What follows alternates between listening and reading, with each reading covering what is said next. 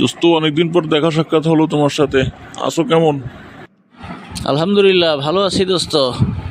তা তোমার ব্যবসা বাণিজ্য কেমন চলে?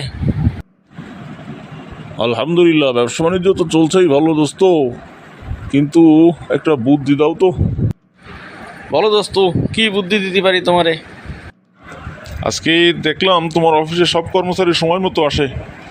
আমার অফিসে কর্মচারীরা তো প্রতিদিন লেট করে আসে। অনেক শাস্তি দিই, অনেক বকাবকি করি, কিছুতেই কিছু হচ্ছে না দোস্ত। কিভাবে কি করলে কর্মচারীরা সময় মতো অফিসে আসবে, একটু বুদ্ধি দাও। ও আচ্ছা, এই ঘটনা। শোনো তাহলে আমি কি করি।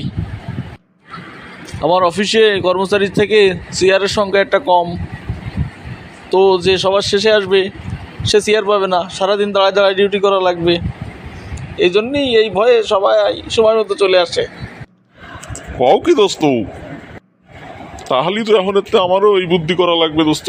ধন্যবাদ তোমারে। আচ্ছা দোস্ত, তাহলে আজকের মতো উঠি।